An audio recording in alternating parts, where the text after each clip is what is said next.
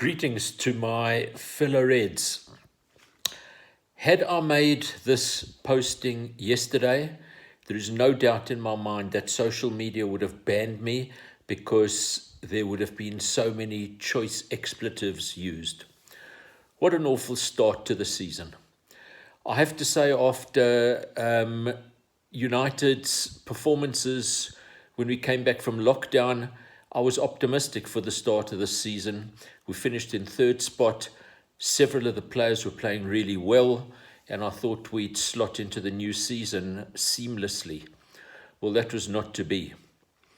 Now, a lot of speculation as to who the starting lineup would be, and certainly when I saw the starting lineup yesterday, I have to say I was resigned to the fact that we were going to struggle, and struggle we did.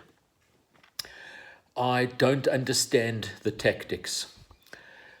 I made a comment in the 6th minute of the game. United had really not crossed the halfway line into the opposition penalty box, opposition half, and really were looking so lackluster, so unfit, and in fact uninterested.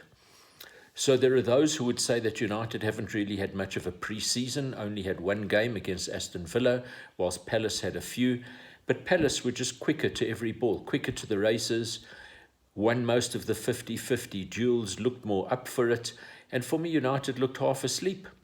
Yes, I know our season went on longer towards the end. We were involved in European competitions, in the FA Cup.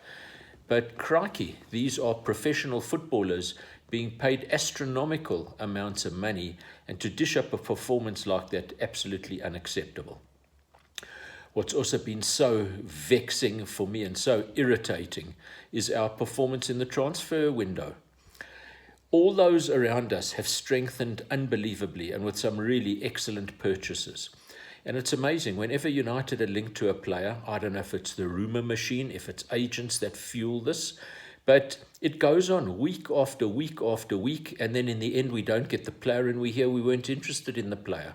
Are players and agents using United to ramp up their potential transfer fees, their salaries? I don't know. What I do know is that we need a director of football. We need somebody who can marshal a plan other than the guys in the boardroom that seemingly are making these decisions. Ed Woodward, Matt Judge. These are not footballing men, yet they are making the decisions. If you rewind to when Jose Mourinho was at United, yes, many of you didn't like him, but Jose got us into second spot, and as soon as he did that, he wanted to strengthen the team. What with? A fullback, a centre-back, and a right winger. And that's exactly what we're crying out for at the moment. What did the board do? They denied him getting those players. It soured the relationship, and he was on his way out. I don't know if we'll see the same with Ollie, because for me he's an absolute yes man, and I don't see him standing up to the board. So much speculation as to who would be in the starting lineup, and when one saw the starting lineup, particularly the right side of the team, well, I feared for the worst. David de Gea in goals, back four, Tim Fosu-Mensah. Lindelof, we'll have a lot more to say about him later on, but please remember this is a guy who I've been criticizing for a couple of seasons, saying he's just not good enough. Harry Maguire, still under a cloud with the business going on that went on in Greece, and Luke Shaw. The midfield three, Paul Pogba, surprised that he started because he'd had the coronavirus, Scott McTominay and Bruno Fernandes, and up front Daniel James on the right wing, with Martial and Rashford occupying the other front two slots. Well, our pattern of play was actually pathetic.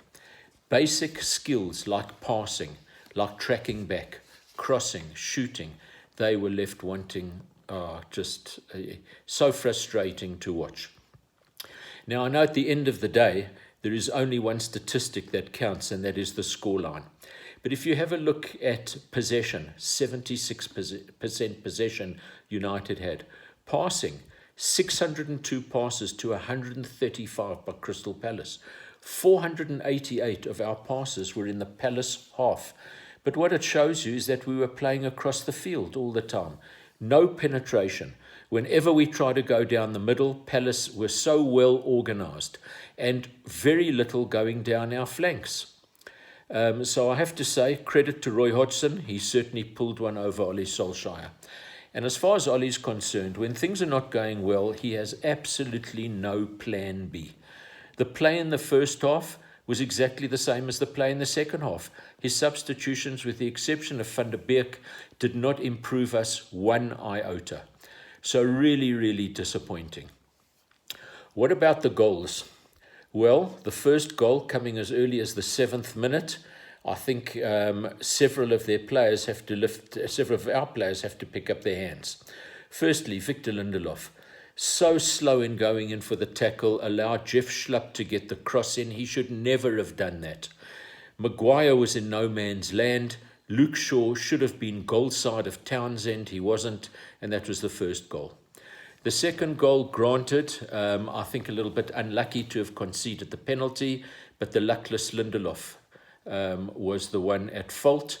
And I guess rules are rules, but these penalty rules are actually pathetic, because anything that touches the hand is an absolute penalty, and this is just crazy, and I'm sure this is going to have to be reviewed.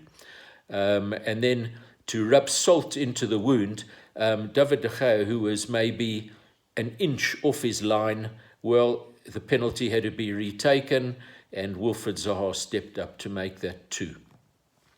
The third goal, again, Lindelof, so soft, backpedaling, not going in nicely for the tackle, absolutely made a mockery of by Wilfried Zaha. And, you know, whenever I see Zaha play, how the hell did we let him leave our club?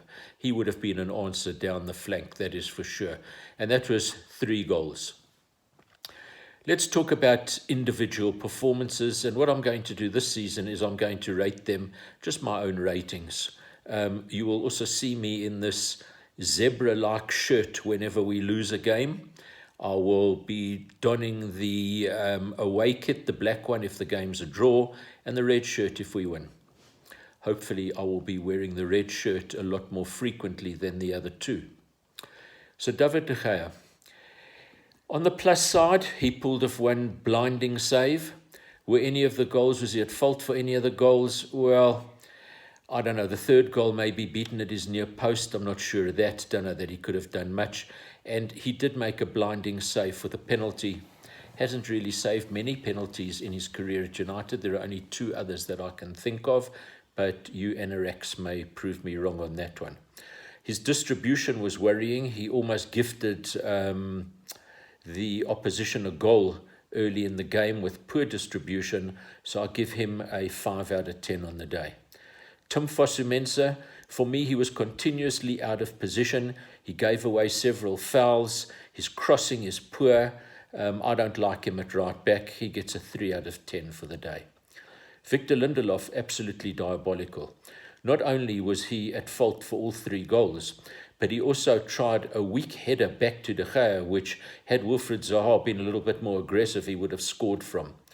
Lindelof doesn't like going into the tackle. He backpedals all the time. He's weak under the high ball. For me, he does not deserve to be at the club. He gets a 0 out of 10.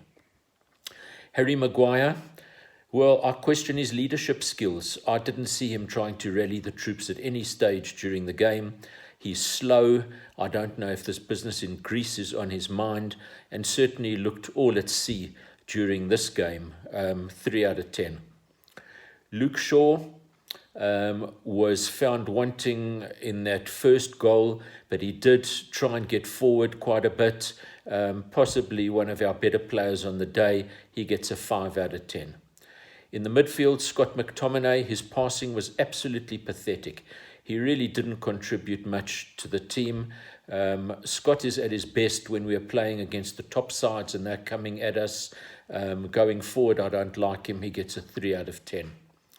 Paul Pogba, completely ineffectual game. He gave the ball away continuously, got caught in possession frequently, wasn't surprised to see him substituted. He gets a 2 out of 10.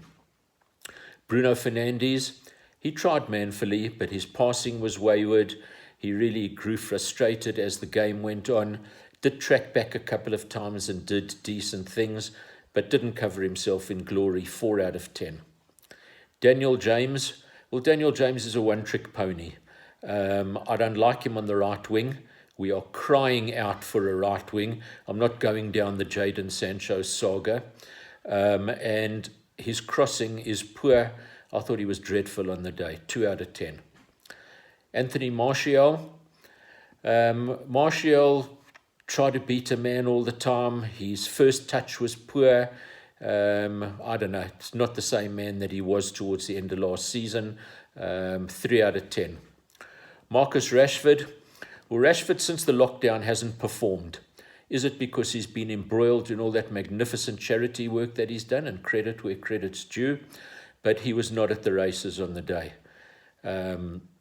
Decision-making poor. In fact, he was anonymous during this game. 2 out of 10. Substitutes. Mason Greenwood came at half-time. I'm surprised Solskjaer brought on a player at half-time because normally he waits till the 88th minute to make a substitution. But Mason didn't make much of an impact. Didn't see much of him at all. 3 out of 10. Donny van der Beek, our debutant, he came on for Pogba with about 20 minutes, 25 minutes of the game remaining. And he scored a goal on his debut. He had some neat touches. Probably our best player on the day, 6 out of 10. And then Igalo came on as a very late substitute. Can't really rate him because he was in the game for too short. As far as tactics, plan B, as far as our manager is concerned, whilst he can't be held responsible for individual mistakes that players make, but for the pattern of the play and for his tactics and for being outwitted, I'll give him a 2 out of 10. So really a dreadful start to the season, and unless United bolster the ranks, I think this is going to be a tough one. Yes, the season has always been a continuation of last season because of the COVID pandemic. But in terms of performances, when one looks around at all of the top 10 clubs, they've all been playing hell of a good football. Yes, it's one game, but we were absolutely dire. And so we go on to a Carabao Cup game on Tuesday night against Luton. I guess he will ring in the changes for that game. As punishment, I would make Lindelof play in that game and leave him out for the next league game. Anyway, it remains to be seen, and hopefully you will not see me wearing this shirt come the next match report. Take care, and I wish all fellow Reds a good season ahead. I fear it's going to be a heck of a tough one. Cheers.